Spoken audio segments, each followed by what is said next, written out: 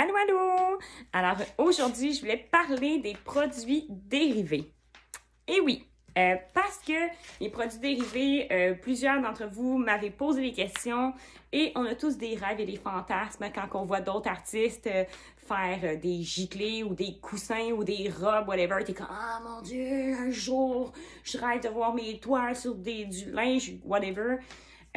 Bref, je vous le souhaite, ça va arriver un jour. Par contre, je vais juste vous parler de certains pièges. Là, je vous parle de mon expérience à moi, selon mes filtres et tout. J'ai pas la science infuse, n'oubliez pas, chaque artiste a sa méthode, sa façon de faire, va privilégier certains produits dérivés. Moi, pour ma part, bon, comme je vous dis comme exemple, j'avais au début dans mon art juste Laurie Marois comme comparatif parce que je suivais pas d'artiste. Je savais même pas que tu pouvais vivre de ton art avant de tomber sur Laurie Marois. Donc, j'ai fait je me suis lancée sur des giclées, des reproductions. C'est quoi une giclée, une reproduction? C'est quoi ça, Jessica? Bien, dans le fond, c'est que tu fais imprimer une copie de ton œuvre sur de la toile que tu montes sur Canva. Tu peux aussi imprimer sur du papier, whatever. Il y a tellement de recettes au niveau des prints. Giclée, c'est comme le terme dans le fond. C'est une impression sur Canva montée sur cadre. Parce que giclée, c'est comme si des Kleenex. Kleenex, c'est la marque mouchoir comme Kodak. C'est une marque, c'est pas un appareil photo. C'est un peu la même chose. Donc, giclée, ce sera un terme qui a été dit comme une marque. Mais en gros, c'est une reproduction de ton œuvre imprimée sur un Canva XY. OK?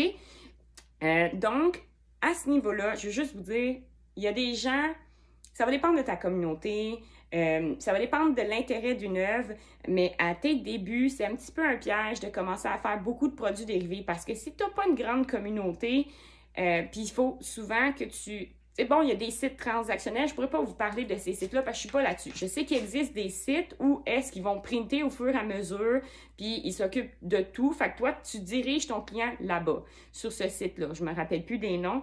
Peut-être d'autres artistes le savent. Ils vont pouvoir commenter ici sur cette vidéo-là. Mais il y a des sites qui existent transactionnels. Comme moi, exemple, je fais des fameux coussins. Mes beaux coussins. Je les adore. Ils sont merveilleux. C'est imprimé à Montréal. C'est de grande qualité. C'est la compagnie Le Galeris. Le Galeris, dans le fond, font des produits dérivés pour les artistes. OK? Puis, tu sais, ça vient avec la forme à l'intérieur, un zip caché, nettoyable à la machine. J'adore. Je les adore. Fait que je fais des coussins, je fais des cartes de souhait. Puis, une fois de temps en temps, je fais des giclées, des reproductions de certaines œuvres, mais en quantité très limitée. Moi, là, je suis pas Ardonetto pour vendre 250 fois la même toile à des clients, OK? À mes débuts, je l'ai déjà fait. J'avais imprimé 10 toiles de la même toile parce que tout le monde capotait dessus. Je pensais tout vendre tout vite. Puis, il y a un prix, il y a un coût. Hein? Tu sais, si on vend ça à un certain prix, des giclées, si ça vaut 400$ une giclée, bien, dites-vous qu'on l'a payé un certain montant, OK? Donc, si tu n'as pas un site transactionnel qui s'occupe de la vente au fur et à mesure pour toi, ça va tout être toi qui va défrayer ces sous-là. Puis des fois, c'est con ce que je veux dire, mais moi, là, quand je fais c'est con, je fais pas ça pour faire de l'argent. Je fais pas de l'argent avec des coussins. Au niveau du temps d'investissement que ça prend, tu fais pas de l'argent avec ça, c'est pas ça qui te rend riche. En tout cas, pour moi, c'est pas ça. Même les reproductions, descendre chez mon photographe. Mon photographe, il habite à 40 minutes de chez moi. Fait que je suis presque 1h30 partie. Le temps que je suis là-bas, amener mes toiles, valider les couleurs. Quand c'est prêt, il faut que j'aille les chercher. Je les amène chez mon encadreur pour les faire monter sur cadre. Puis ça, après ça, il faut que j'aille les chercher encore à Sherbrooke parce que mes 2 fournisseurs sont à Sherbrooke. Bon, mon photographe, il est fin. Souvent, il fait le train entre lui puis mon encadreur. Mais ça reste qu'il faut que je redescende quand même à Sherbrooke chercher les toiles quand ils sont prêtes. Donc, du temps. Puis ça, les gens, ils pensent pas. Comme là, le Galeris, je veux juste vous dire, j'adore la qualité. J'ai fait des recherches, j'ai vu des coussins avec d'autres artistes. Pour moi, qualité-prix, je continue avec le Galeris. Je veux juste t'avertir d'avance, tu n'as pas de service clientèle là-bas. C'est bien plate. Je veux pas bitcher dans leur dos, mais à un bon moment donné, il faut s'aider entre artistes. Là. Moi, il faut que je me prenne minimum 4 à 6 semaines d'avance parce qu'ils sont... Il n'y a plus de priorité de commande. Tu ne peux plus payer avant. Avant, tu pouvais payer plus cher pour qu'il arrive avant. Puis c'est lent, c'est long. Puis à chaque fois qu'ils t'envoient, dans le fond, les autres, c'est super bien fait, là. Tu envoies tes photos. Premièrement, ça va te prendre des photos de très grande qualité pour qu'ils les acceptent. Ça se peut que tes qualités ne soient pas assez bonnes. Moi, je paye un photographe spécialisé dans la photographie d'œuvres d'art pour me permettre de faire des giclées. Puis demain matin, je passe au feu, je sais pas moi, ben je repars pas à neuf, j'ai une banque de données de mes photos. Je peux aussi imprimer des produits dérivés grâce à ces photos-là, OK? Donc, ça te prend une qualité d'image. Après ça, ils vont t'envoyer, ça lui prend une couple de jours ouvrables. Ça veut dire du lundi au vendredi. Hein? Donc, avant de t'envoyer tes sketchs. Fait que là, tu vas voir ta photo, comment elle arrive sur le coussin. Puis toi, tu peux lui demander de travailler plein d'affaires là-dessus. Puis à chaque fois, tu lui fais un commentaire. Des fois, c'est gratuit, des fois, il faut que tu payes. Puis à chaque fois, c'est 2 à 4 jours ouvrables pour qu'il te renvoie le visuel de ton fameux coussin quand tu as fait des modifications. Fait que ça, c'est long, là. Puis je vous dis, des fois, là, c'est presque une semaine. À chaque fois, ça te retarde d'une semaine. Fait que je veux juste vous dire, si vous faites affaire avec eux, malheureusement, tu ne peux pas appeler là-bas pour parler avec un humain. Hein? Il n'y a pas ce service-là. Puis, c'est super long. Fait que moi, là, minimum 4 à 6 semaines d'avance, je dois masser pour commander, pour être sûr de les avoir à temps. Puis même encore là, des fois, là, ça me fait pomper à patate parce que je suis toujours stressée, parce que des fois, ça arrive vraiment à la dernière minute. Là. Moi, j'ai un événement de prévu. J'ai bien beau lui écrire, ouais, faire ce que je peux pour lui dire c'est urgent. Puis, tu sais, il n'y a pas de... C'est ça. Ça, c'est un autre sujet. Fait que ça, c'est le galeriste. Ils peuvent te faire des robes, tu peux faire des nappes. Honnêtement, tu peux faire ce que tu veux, OK, avec eux.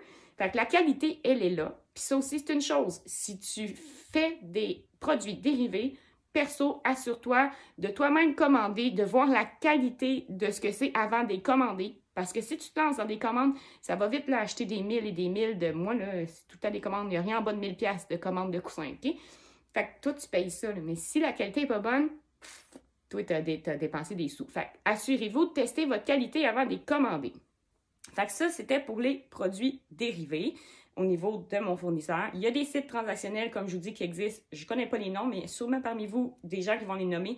Où est-ce qu'ils s'occupent de tout pour vous? Fait que toi, tu diriges ta personne là-bas, ton client, puis eux, ils s'occupent, puis le shipping et tout. C'est sûr que tu as moins de marge de profit. Même le galeriste, tu peux vendre sur leur site. Donc, c'est eux qui s'occupent, encore une fois, de cette partie-là. Donc, les produits dérivés, tu sais, ça peut faire partie de ton revenu ou non. Ça va dépendre du temps et d'investissement de marketing que tu vas mettre là-dessus.